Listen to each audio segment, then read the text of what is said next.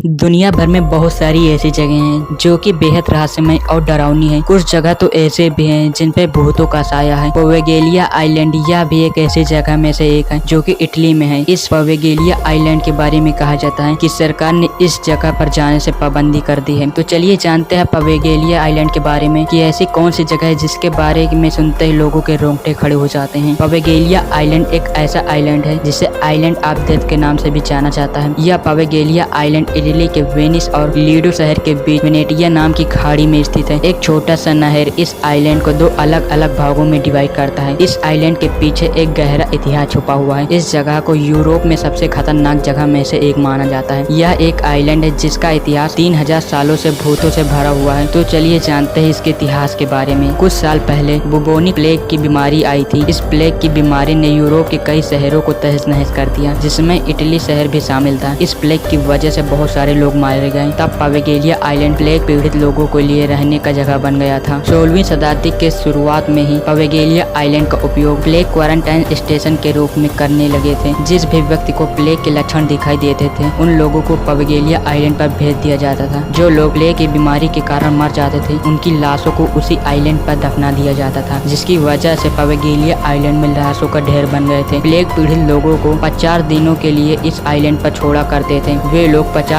दिन इसी इंतजार से गुजारते थे कि या तो वे यहाँ पर ही मर जाएंगे या फिर इस बीमारी से ठीक होकर अपने घर वापस चले जाएंगे। लेकिन ज्यादातर लोगों की मृत्यु हो जाती थी। फिर उनकी लाशों पर यहाँ पे ही अंतिम संस्कार किया जाता था। प्लेग क्वारंटाइन स्टेशन ये योजना काफी हद तक प्रभावित थी, लेकिन उस वक्त प्लेग का फैलाव रोकने के लिए सरकार ने प्लेग पीड़ित को शहरों के बाहर रखना पड़ा था। प्लेग आइलैंड सिर्फ 28 एकड़ में ही था, लेकिन यहाँ पर सदियों से 1,80,000 से भी ज्यादा प्लेग पीड़ित को रखा गया था। कहा जाता है कि प्लेग के पीड़ित को इस आइलैंड पर लाके जिंदा जला दिया जाता था, इसलिए इस आइलैंड को किसी नर्क की तरह देखा जाता है। सन 1888 में वेनिस शहर में आरोग्य अधिकारी ने इस आइलैंड को प्रभावित प्लेग का चेक पॉइंट बना दिया। वेनिस शहर में जाने वाले किसी भी जहाज को जांच पड़ताल के लिए सबसे पहले इस आइलैंड पर रोकना पड़ा था। अगर किसी भी जहाज के प्रवासी को प्लेग के लक्षण दिखाई देते थे तो उसे पवेगेलिया आइलैंड पर ही छोड़ देते थे। 1817 तक प्लेग आइलैंड यहाँ का सबसे महत्वपूर्ण प्लेग क्वारंटाइन सेंटर बन गया था। यहाँ पर जो भी प्लेग मरीज आते थे उनमें से लगभग 11% ही लौटकर वापस जाते थे। कुछ लोगों का मानना है कि इस आइलैंड पर भूतों का साया है। कुछ लोगों को तो आइलैंड के अजीबोगरीब आवाजें भी सुनाई देती हैं, इसलिए सब इसे मौत का आइलैंड कहते हैं। 1822 में पवेगेलिया आइलैंड पर